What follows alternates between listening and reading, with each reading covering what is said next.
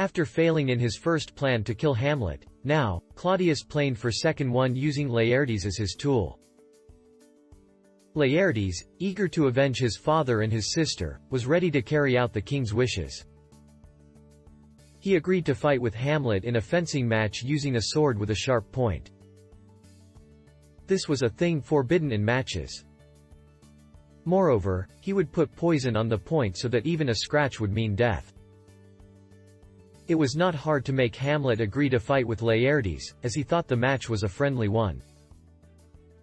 He took it as a goodwill on the part of Laertes. The king's evil plan did not end here. He prepared a cup of poisoned wine in order to make the death of Hamlet more certain.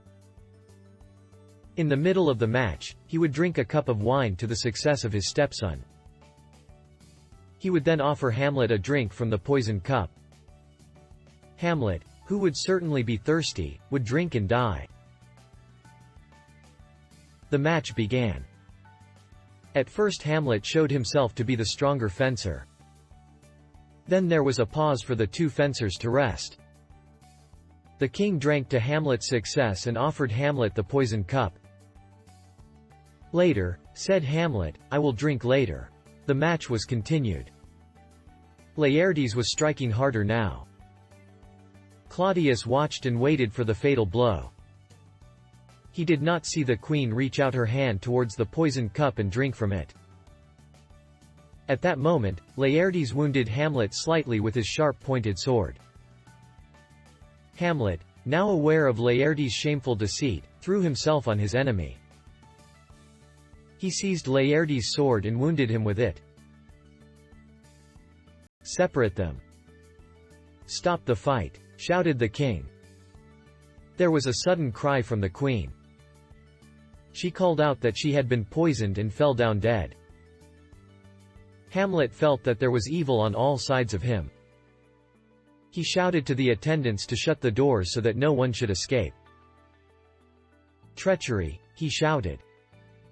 "Seek it out." Then Laertes fell to the ground, poisoned by his own sword. "The treachery is in me, Hamlet," he cried. "And you too must die. No medicine can save you."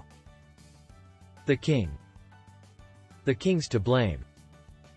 "Forgive me, Hamlet," he begged with his last breath. The Claudius evil plot was now clear to Hamlet. He had only a few moments to life left, but they were enough for him to take his revenge. He rushed at the king, struck him hard with the poisoned sword, and killed him on the spot. Hamlet then sank to the ground, too weak to stand. He knew he was going to die. With his last remaining strength, he called Horatio to him and begged him to tell the world the true story of his father's death and his own revenge. Horatio, overcome with grief, stretched out his hand for the poisoned cup. He had no wish to live after his friend's death. But Hamlet stopped him and made him promise to live on and tell the true story of the tragedy. The last words he uttered before he died were, "The rest is silence." With tears in his eyes, Horatio gazed sadly at his dead friend. "Good night, sweet prince," he said, "and flights of angels sing thee to thy rest."